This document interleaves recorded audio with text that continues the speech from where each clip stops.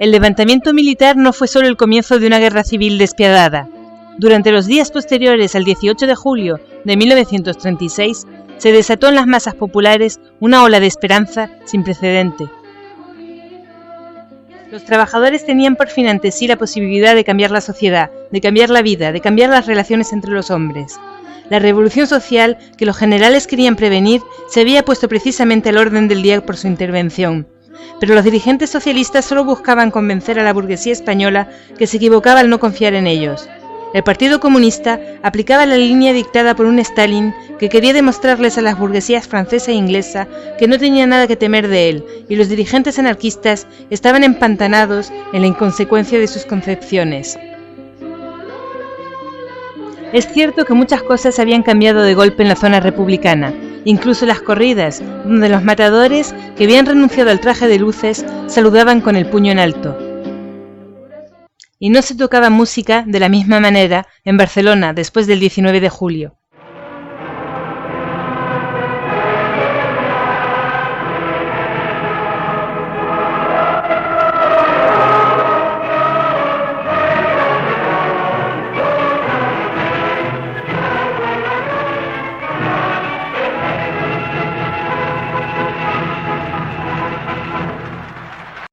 A pesar de la gravedad de la situación, Barcelona era una gran fiesta popular que anunciaba un mundo nuevo, en el que los trabajadores podrían por fin disfrutar verdaderamente de la vida, acceder a los conocimientos, gozar del arte y de la cultura. El sueño por el cual, desde hacía casi un siglo, tantos militantes obreros habían vivido y luchado, parecía a punto de realizarse.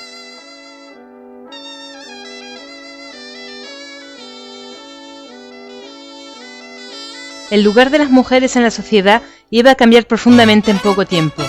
Las necesidades de la guerra civil iban a llevar a muchas mujeres a ocupar en las fábricas los puestos abandonados por los milicianos.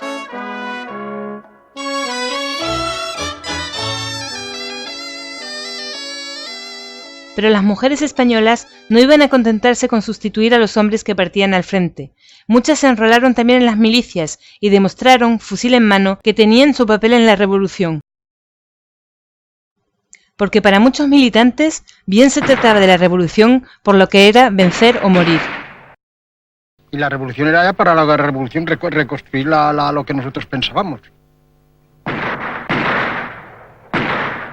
No dábamos la vida por el capitalismo, la dábamos por la revolución, claro, lo que toca yo y muchos, en mi división, la mayor parte. Barcelona, donde la influencia de la CNT anarcosindicalista era desde hacía tiempo preponderante en la clase obrera y que había hecho fracasar antes que nadie el levantamiento militar, era la ciudad donde el problema del poder se planteaba más claramente. Las fuerzas de policía tradicionales se habían casi disuelto durante los acontecimientos. Nada hubiese podido impedir a los anarquistas tomar el poder en nombre de la clase obrera si lo hubiesen querido. La Generalitat ya no disponía de ninguna fuerza sobre la que apoyarse, ya no representaba nada. Los milicianos anarquistas eran los amos indiscutidos de la ciudad, pero, so pretexto de que ellos estaban en contra del hecho de ejercer este poder, los dirigentes anarquistas decidieron entregárselo al presidente de esa Generalitat, un fiel representante de los intereses de la burguesía catalana, Lluís Companys. Federico Escofet era el jefe de la policía de la Generalitat. Fui a ver al presidente y le dije, bueno, la rebelión está ya vencida. Nada más hay algún foco local que no tiene importancia. Y me dijo, bueno, sí, Escofet, eso es verdad, pero hoy en día la CNT-FAI son los amos de la calle. Hoy día la CNT-FAI son los amos del carrer. Los dirigentes anarquistas, en vez de llamar a los trabajadores a que constituyan sus propios órganos de poder, se ataron las manos con acuerdos en la cumbre con los dirigentes reformistas. Los obreros revolucionarios eran efectivamente los dueños de la calle. Y si la Generalitat no trató nada de inmediato para desbancarlos, no es por simpatía hacia los trabajadores, sino porque la Guardia de Asalto y la Guardia Civil eran inutilizables, porque la relación de fuerzas le era demasiado desfavorable, como lo demuestra el testimonio de Escofet. ¿Cómo queréis luchar contra esta gente? Necesitamos una lucha casi tan fuerte como la que hemos mantenido. Y mi gente que está diezmada porque ha tenido muchos muertos y muchos heridos y están cansados, están fatigados. Además, habéis de tener en cuenta que han luchado hombro con estos elementos. ¿Cómo queréis que les ordene ahora que se combata en contra de ellos? Estoy seguro que aunque se lo ordenara, no me obedecerían. Los dirigentes anarquistas, en vez de llamar a los trabajadores a que constituyan sus propios órganos de poder, se ataron las manos con acuerdos en la cumbre con los dirigentes reformistas. 50 años más tarde, Federica Montseny, que era uno de los líderes de la CNT, explica la posición de su organización. Si tomábamos el poder nosotros, porque éramos mayoritarios, era a costa de traicionar el pacto de lucha común que habíamos, en cierto modo, sellado con la sangre de muchos de nuestros hombres, de un lado y de otro, de comunistas, socialistas, sindicalistas, rabasayes y sobre todo anarquistas. Era traicionar ese pacto y realizar en Cataluña lo que habían realizado Lenin y Trotsky en España con la toma del poder por el partido bolchevique. No lo hicimos y se nos ha reprochado muchas veces. Pasado el tiempo, quién sabe, quizá hubiéramos debido hacerlo. Federica Montseny, como los demás dirigentes anarquistas, iba a ponerse de este modo a remolque de Companys, dándole al problema del poder que se planteaba a pesar de todo la peor respuesta. Iban a poner el inmenso crédito de la CNT al servicio de un vulgar nacionalista burgués. ¡Visca la libertad catalana! A este problema del poder, los partidos reformistas daban su propia respuesta. El 4 de septiembre de 1936 se formó un nuevo gobierno en el que se juntaron republicanos burgueses, socialistas y, por primera vez en la historia, ministros comunistas participando a la defensa del orden capitalista, bajo la presidencia de Largo Caballero. Por primera vez en la historia también, este gobierno pronto iba a contar con ministros anarquistas, entre otros a Federica Montseny y a Juan García Oliver, ya que ante el gobierno central como ante la Generalitat de Cataluña, la CNT había decidido dar el paso que va del apoyo a la participación.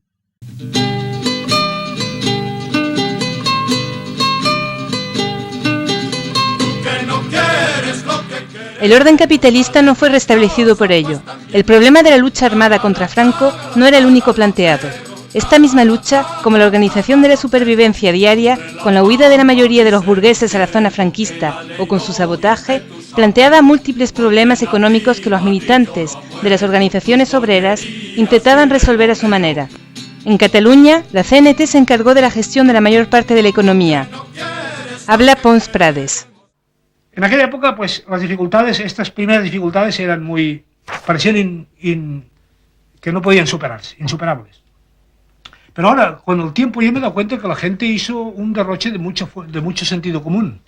Se improvisó, sí, muy milagrosamente. Yo creo que el milagro ahí, porque es la palabra, aunque sea de raíz religiosa, para caracterizar mejor, es milagro. Y el milagro lo hizo el pueblo llano.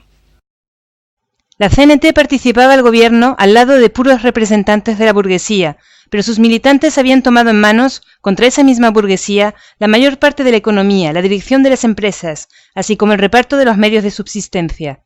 Industrias, comercios, restaurantes e incluso cines funcionaban bajo el control de comités obreros. Camiones de los sindicatos iban al campo a procurarse todo lo que era necesario a la vida de las ciudades.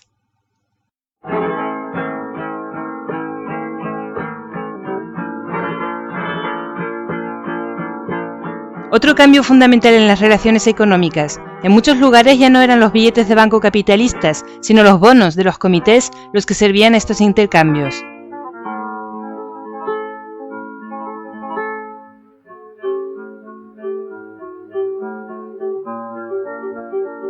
Pero claro, los bonos, ¿qué representaban? Pues los bonos tuvieron que representar, me parece que era lo más justo entonces, representar las horas de producción. Las horas que un obrero pasaba a ser un mueble, o las horas que pasaba un campesino en recoger, pues en sembrar, en labrar, todo calculado en horas de producción. Y eso produjo muy buen efecto en los medios rurales, claro, poder querer equiparar, y en todas partes, claro, poder querer equiparar, igualar el trabajo.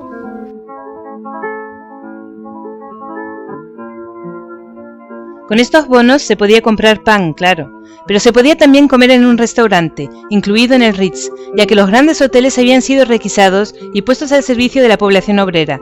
Sus comedores servían ahora para dar de comer a los milicianos, a los trabajadores, a la gente del pueblo, como lo muestra este documental anarquista de la época.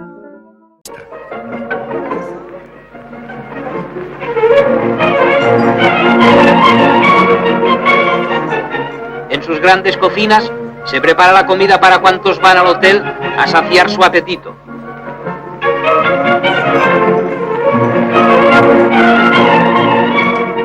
Los amplios comedores que antes ocupaban maquilladas y frívolas damiselas, grandes financieros, capitanes de industria, aristócratas ociosos y aventureros internacionales de toda la Haya, ahora están abarrotados de hombres y mujeres humildes que siguen el ritmo de la sociedad que se está creando. Barcelona trabaja y come, esa es su fuerza y su virtud.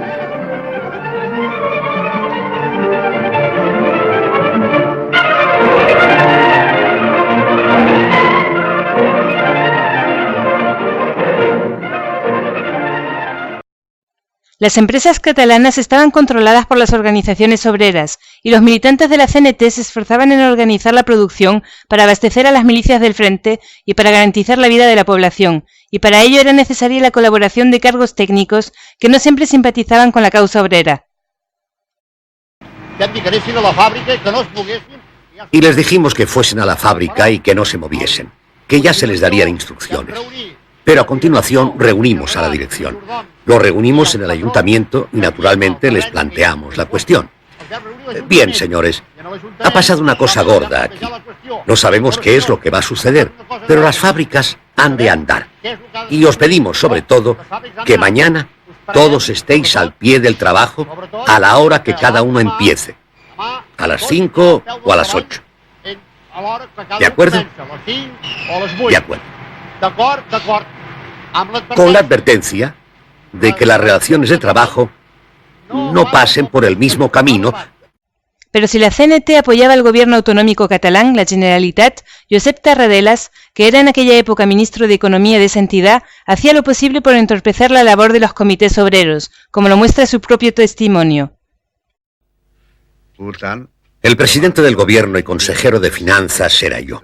Por lo tanto, ante la negativa de la CNT de dar facilidades a este control de la Generalitat, di órdenes a todos los bancos que no se pagase ningún cheque ni se hiciera ninguna entrega a las fábricas colectivizadas sin el permiso de la Cancillería de la Generalitat. Entonces encontraron los obreros en una situación difícil. Acabaron mis existencias en metálico y en el momento en que iban al banco les decían que no, que necesitaban un permiso especial de la Generalitat. La Generalitat decía no, porque esta colectividad no está controlada por nosotros. En todos los aspectos de la vida cotidiana, los acontecimientos habían propiciado cambios importantes. Las costumbres relativas al matrimonio cambiaron tanto más fácilmente que los anarquistas se oponían profundamente al matrimonio tradicional. No obstante, a menudo tuvieron que transigir, ya que hubo resistencias. Hubo madres que vinieron al sindicato, que vinieron a ver a gente que consideraban que eran los apóstoles del amor libre y decir, ¿veis qué resultado está dando? Mi hija se ha marchado sin darme cuenta, vive en tal sitio. Pues eso lo encontramos muy bien, sí, pero es que resulta que a lo mejor ese chico se irá y nosotros no sabemos ni cómo se llama. Bueno, total, que el sindicato decidió que eso se formalizaría en cierto modo. Entonces se hicieron lo que llamaban casamientos revolucionarios.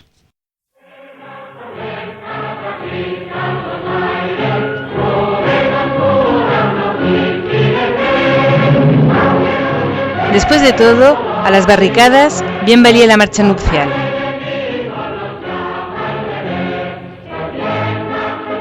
Estas transformaciones revolucionarias tenían lugar en toda Cataluña y en Aragón, incluido el campo, y esto tanto más fácilmente que las columnas de milicianos como las de Durruti, que habían salido de grandes centros urbanos para oponerse a las tropas franquistas, traían consigo una voluntad de transformación revolucionaria.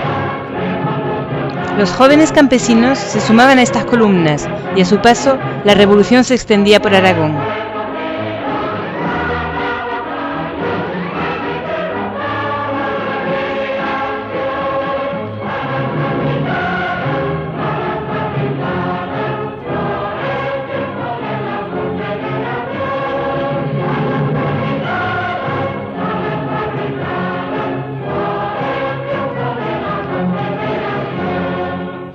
El viejo sueño anarquista de crear colectividades rurales se hacía realidad. Todos los medios de producción pasaban a manos de la colectividad. Estas comunidades rurales, dirigidas por los militantes de la CNT, formaban un sector prácticamente independiente dentro de la España republicana, en las antípodas de lo que quería el gobierno en el que participaba esta misma CNT. El Consejo de Aragón coordinaba estas actividades.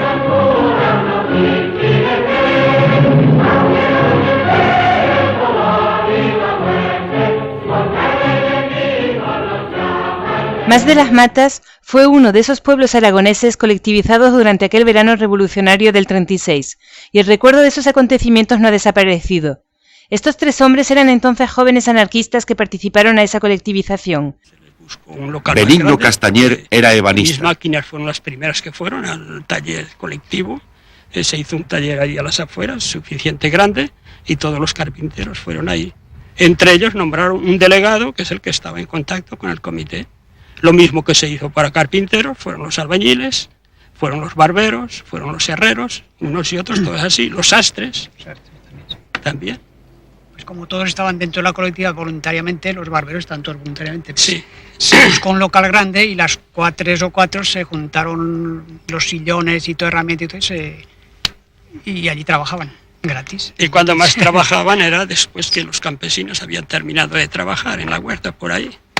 Porque también hubo inconvenientes con eso. Algunos decían, ay, estos barberos, estos grandules que de día se pasean por ahí, pero tengo que decir, pero trabajan la noche.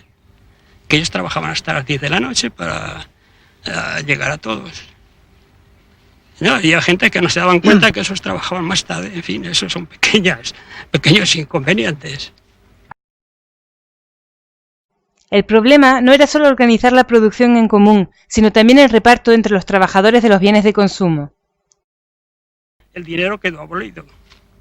Como ya he dicho otras veces, pues se creó la tarjeta familiar, que estaban todos los miembros de la familia, y había una cantidad asignada de los artículos que no se tenían aquí. Por ejemplo, el azúcar, el arroz, mismo la carne, que había los 100 gramos por día por persona. Pero era para todo el mundo igual, ¿eh? No había preferencias. El resto, como he dicho otras veces, lo de la huerta, esto todo el mundo comía a voluntad. O sea que el dinero quedó abolido completamente en el sentido interno. El primer problema que hubo es que al ser todo gratis, te acuerdas del tabaco, el café, bueno, sí, ese es un problema que se creó. Sí, claro, todo el mundo quería tomar café porque era gratis. Todo el mundo a fumar, o por lo menos recoger la... y eso hubo que rectificarlo. Entonces hicisteis los racionamientos del tabaco. No, el tabaco estaba racionado, pero no podíamos negarlo a nadie. Eso fue una contradicción para nosotros, porque queríamos suprimir los vicios y nos dimos cuenta que al darlo gratis, pues había más que fumaban. Pero no podíamos negarlo a nadie. En todos los pueblos aragoneses colectivizados ocurría más o menos igual, y hubo muchos campesinos que se integraron con entusiasmo, como Emiliano Bernus, en este movimiento de colectivización. Yo entré, pero convencido de que propio nada. Mis casas se quedaron casi llorando y oye, ve los machos, los dineros que había y la comida y las ovejas, todo lo entregué allí, pero con un entusiasmo que ni me di cuenta ya, y trabajando igual, porque era la recolección de que iba retrasada y trabajábamos día y noche. La situación de la CNT-FAI era totalmente contradictoria. Encabezaba en Cataluña la mayor parte de las milicias y el movimiento de colectivización, organizaba la fracción más combativa de la clase obrera y participaba en un gobierno que solo soñaba con liquidar milicias y colectivización, con devolver la tierra y las empresas a sus antiguos dueños, invocando necesidades militares que, si exigían ciertamente organizar un nuevo ejército, no conllevaban a someterlo a los pocos políticos burgueses o a los pocos generales que no se habían unido a Franco, ni a renunciar a toda transformación social. La CNT tenía en Cataluña una influencia considerable en la clase obrera, como lo demostraron los grandiosos funerales que Barcelona le hizo en noviembre de 1936 a Buenaventura Durruti, caído en el frente de Madrid.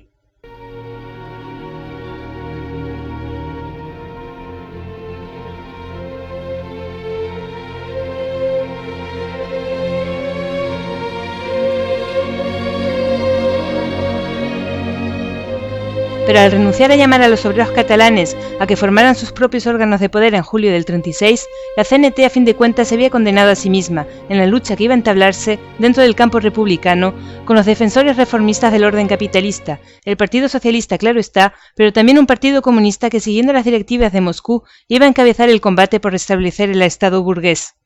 Stalin no quería la victoria de una revolución española, que suponía un peligro para su propio poder, y para Francia e Inglaterra, países capitalistas cuya alianza buscaba. La URSS fue, sin embargo, uno de los escasos países que aportó ayuda a la República Española, pero la simpatía que esta ayuda despertó en la población y de la que es prueba el entusiasmo que saludó la llegada de los primeros barcos rusos al puerto de Barcelona, fue uno de los recursos que le permitió al Partido Comunista, muy minoritario en julio del 36, reforzar su influencia. Los primeros envíos decepcionaron un poco, porque contenían más leche condensada que fusiles, pero después vinieron armas, y el Partido Comunista vio crecer con ellas su prestigio. En el cielo de Madrid, dominado hasta entonces por la aviación franquista, gracias a los aparatos suministrados por Hitler y Mussolini, los cazas soviéticos surtieron mucho efecto.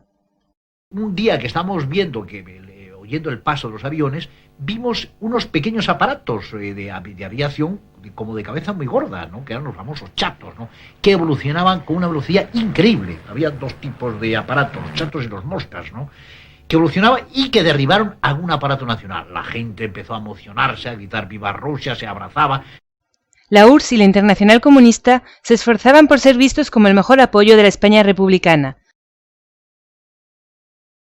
Los dirigentes del PC, como Dolores Ibarruri, llamaban a la solidaridad internacional con la República.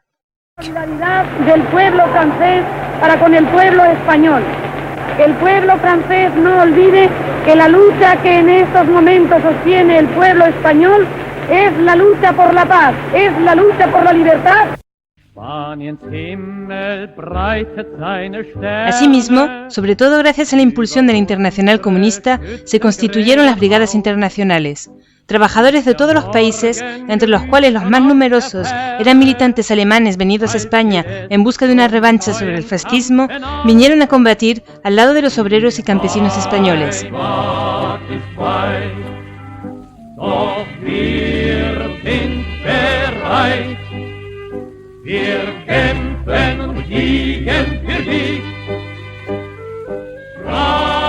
Fue en noviembre del 36, cuando las tropas franquistas estaban en las puertas de Madrid, cuando las primeras brigadas hicieron su aparición en el frente. Y en aquellos días difíciles, su ayuda no fue poca. Una de las primeras brigadas llevaba el nombre del dirigente comunista alemán Ernst Thälmann, encerrado es cierto en un campo de concentración, pero después de haber sido el responsable de la desastrosa política que había permitido la llegada de Hitler al poder. Era un mal presagio del papel político que iban a desempeñar las brigadas internacionales, que sirvieron de coartada internacionalista a la política de traición de los dirigentes reformistas y estalinistas.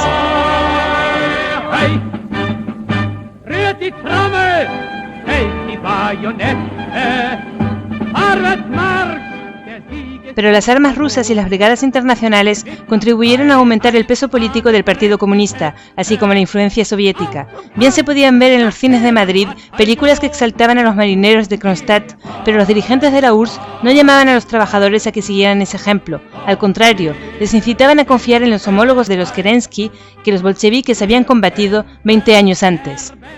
Toda esta influencia, el Partido Comunista la empleó en descarriar la lucha de los trabajadores. Presentaba a los que hablaban de revolución social como auxiliares de Franco, aplazaba toda reforma para después de la victoria militar.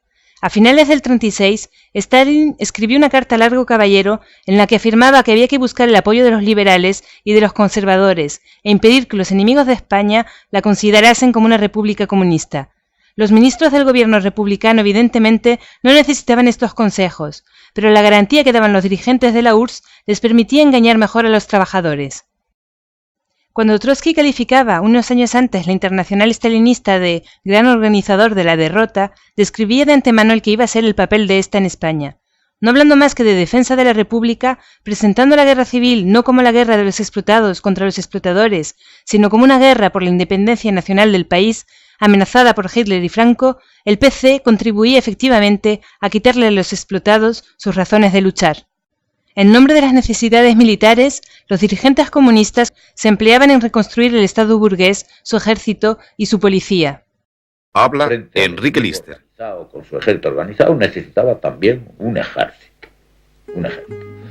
Y la verdadera cuna y el verdadero ejemplo de ese ejército fue el 5º Regimiento.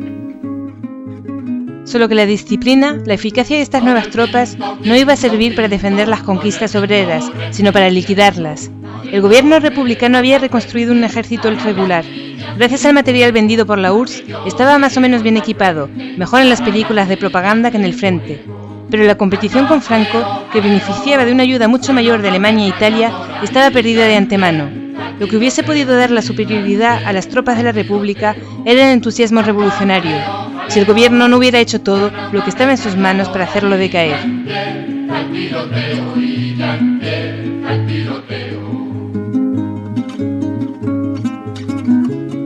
El defecto de las milicias no era solo la debilidad de su organización, era, para un hombre como Lister, su dependencia de las organizaciones obreras.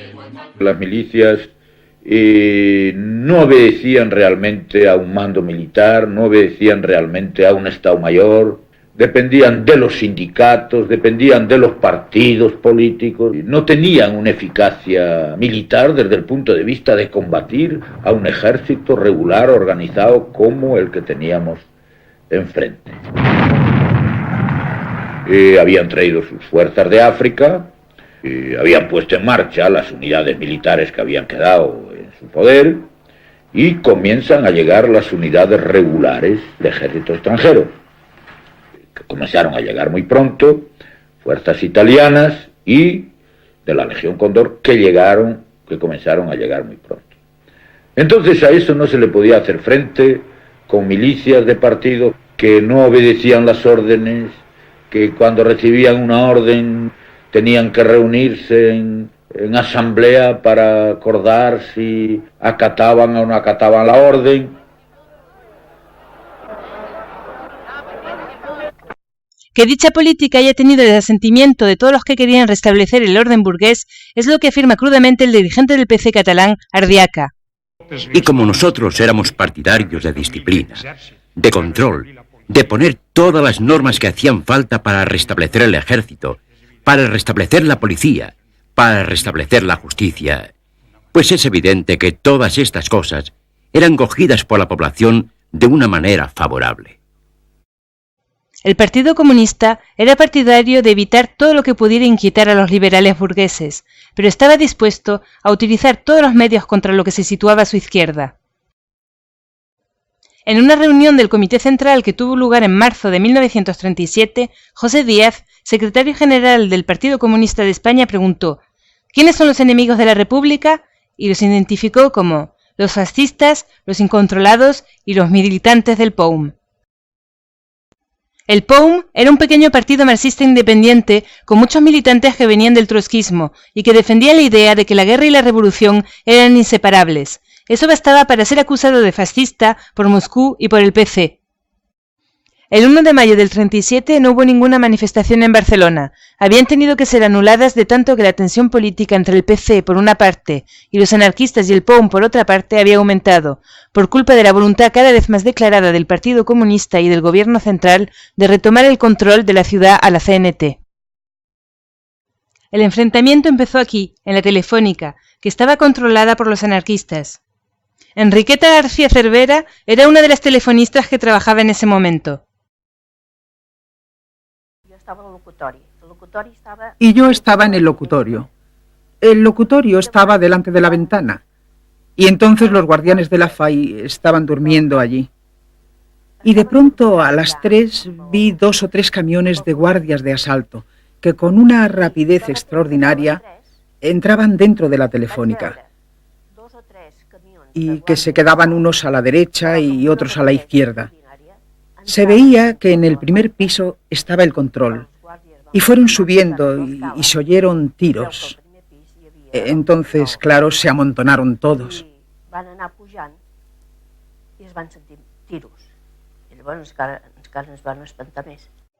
Los trabajadores de Barcelona aceptaron el desafío. Surgieron barricadas por toda la ciudad. Empezaron los tiroteos. En el frente de Aragón, destacamentos anarquistas empezaron a ponerse en marcha hacia Barcelona. El militante de la CNT, Juan Manuel Molinera, era subsecretario de la Defensa de Cataluña. La tercera sección me llama a todos los jefes y comisarios de todas las divisiones de los frentes, hablo con ellos, les digo que estén tranquilos, que aseguren los frentes, que no pasa nada en Barcelona, que nos bastamos y nos sobrábamos. Los trabajadores insurgentes eran prácticamente dueños de la ciudad, pero ni los dirigentes de la CNT ni los del POUM estaban dispuestos a encabezarlos. Y efectivamente, en Barcelona pues éramos igual dueños de la situación. Yo no había intervenido todavía. Todos los cuarteles de Barcelona estaban en mis manos, la dirección. Aparte el Carlos Marx, que estaba rodeado del pueblo, para asaltarlo cuando se diera la orden. Los ministros anarquistas utilizaron su influencia para convencer a los trabajadores de Barcelona que había que deponer las armas. Federica Montseny, ministra de la Salud, se dirigió por radio a los trabajadores, haciéndoles comprender que no podía continuar aquello, que había que deponer las armas, que había que terminar aquella lucha fratricida, que hundíamos los frentes, que terminaba la guerra de una manera vergonzosa, que hubiera sido un espectáculo terrible a los ojos incluso del mundo. Esta toma de posición de los ministros anarquistas provocó la indignación de muchos combatientes de las barricadas, que abandonados por sus dirigentes se encontraban sin perspectivas, pero que eran conscientes de que esta capitulación significaba el final de la revolución. El gobierno central envió tropas a Barcelona para restablecer el orden. Los 5 días de combate se hicieron más de 500 muertos. El gobierno central había impuesto su autoridad en Barcelona. A la vez, había acabado con el entusiasmo de julio del 36. Que en eso se pierde la guerra, se pierde la revolución y se pierden todas las esperanzas que había depositado el pueblo español en la transformación, en los sucesos de mayo. Los acontecimientos de mayo del 37 provocaron también la caída de Largo Caballero, cuyo gobierno se apoyaba sobre el equilibrio de las fuerzas políticas que existían en el verano del 36, que tomaba en cuenta el peso de la CNT. Largo Caballero fue sustituido por Negrín, que pertenecía también al Partido Socialista, pero cuyo gobierno representó el restablecimiento del orden burgués. En esta política del gobierno central, encabezada por el Partido Comunista, la siguiente víctima debía ser el POUM, que representaba para todos los reformistas el peligro revolucionario. En junio del 37 empezó la represión contra el POUM y sus dirigentes. El primero en ser detenido fue el secretario general Andrés Nin. Julián Gorquín estaba en el mismo edificio cuando llegó la policía. Un minuto y medio después, subió otro miembro del comité ejecutivo, Adroer, Gironella, a decirme que había llegado la policía para detenernos, que se llevaban a Andrés Nin, ¿verdad? Yo me asomé incluso al balcón y vi salir tranquilamente a Andrés Nin en medio de los policías, ¿verdad? Nunca hubiera creído que no volvería a verle y la tragedia terrible que se estaba preparando para la muerte de Andrés Nin. Nin nunca volvió.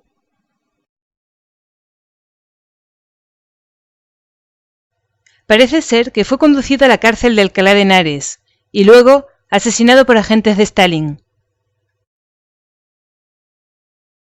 Aragón era el último bastión anarquista. En agosto del 37, Lister, dirigente del Partido Comunista y jefe militar, fue enviado allí para restablecer la autoridad del gobierno central. Las fuerzas gubernamentales devolvieron las tierras colectivizadas a sus antiguos dueños. Las comunidades rurales, las milicias habían desaparecido. El nuevo ejército llamado Popular, que el gobierno y el PC proclamaban indispensable para la victoria final, era la única fuerza armada en el territorio republicano. Intentó, es cierto, tomar la iniciativa varias veces, en Belchite, en Teruel,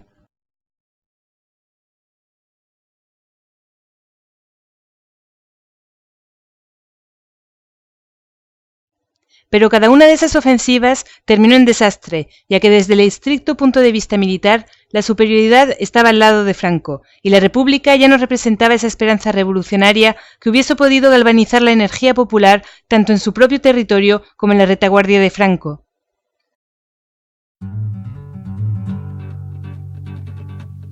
Fue en el Ebro donde tuvo lugar la última tentativa. El 28 de julio de 1938, la República lanzó allí su mayor ofensiva. Una Una noche el río pasó, ay Carmela, ay Carmela. Una noche el río pasó, ay Carmela, ay Carmela. Pero de nuevo, después de primeras victorias, el ejército republicano tuvo que batirse en retirada. Después de esta derrota militar, Negrín intentó encontrar salida a la situación por otra vía. Formuló los 13 puntos de la victoria, que solo eran de hecho un intento desesperado de negociar con Franco, pero los días de la República estaban contados. Barcelona, que llevaba sometida desde hacía meses a incesantes bombardeos, estaba en ruinas. La capital de la Revolución había sido destruida en cuerpo y alma. Fue otra Barcelona, la de la reacción y del odio antiobrero, la que recibió a las tropas del general Yagüe.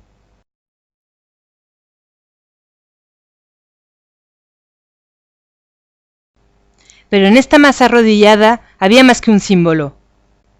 Unas semanas más tarde lo que quedaba en la zona republicana se venía abajo, y el repique de campanas en toda España saludaba la victoria de Franco y de la reacción.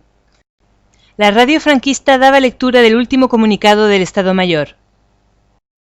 En el día de hoy, cautivo y desarmado el Ejército Rojo, han alcanzado las tropas nacionales sus últimos objetivos militares.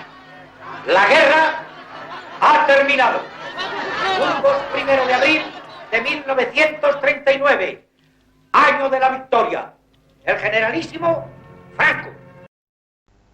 Franco podía mandar cantar el Te Deum, pero en vez de adiós, hubiese tenido mayores razones de darle las gracias por su victoria a los dirigentes republicanos que habían acabado con la esperanza popular. Otros esperan que resista. Para cerca de 40 años, España se hundía en una dictadura oscurantista que reservaba a los hijos de los vencedores un porvenir no mucho más alentador que a los hijos de los vencidos. Nunca te entregues ni te apartes junto al camino, nunca digas no puedo más y aquí me quedo, y aquí me quedo. Entonces siempre acuérdate de lo que un día yo escribí pensando en ti, pensando en ti.